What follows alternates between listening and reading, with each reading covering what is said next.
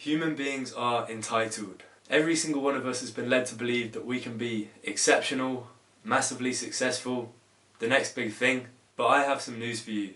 You're not special.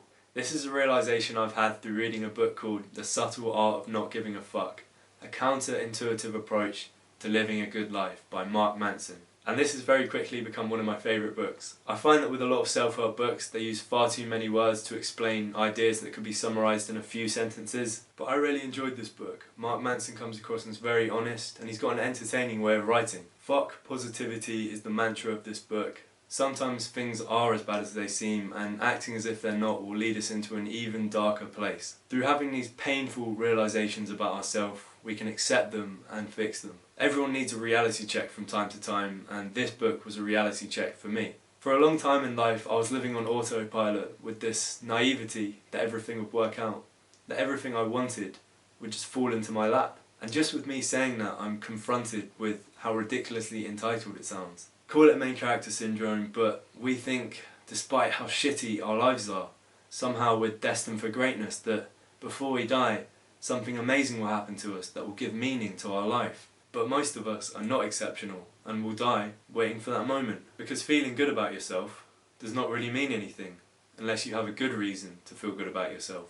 I'm grateful every day that I was able to develop some self-awareness and recognise which of my beliefs fall into that pattern. But with the rise of the internet, more people are succumbing to their own exceptionalist beliefs. Every day we're flooded with so much information that naturally our brain is only able to process the most exceptional pieces. The funniest joke, the most upsetting news. With all these extreme examples, it's easy to forget that the majority of life is boring. Going to school, driving to work, life is full of mundane activities, but that's perfectly okay. By taking in all this exceptional information from the internet constantly, we're being conditioned to think that that's the new normal, which leads to us feeling like our lives are inadequate and don't mean much in the grand scheme. And that's where we compensate through entitled thinking. To be completely honest with you, I still suffer from this now. I have an irrational belief right now that because I made a few YouTube videos talking about some stuff that I believe to be important, that I'm deserving of your attention. And as comforting as that belief is, I have to drag myself back down to reality by telling myself that in the grand scheme of this entire platform, I don't matter.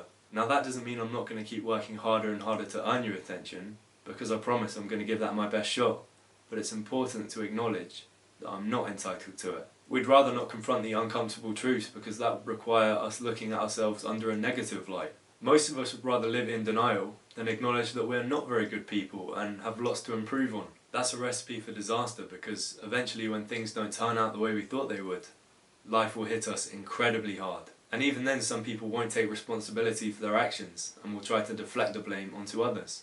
We see that all too often. But after we've had these realisations, what are we left with?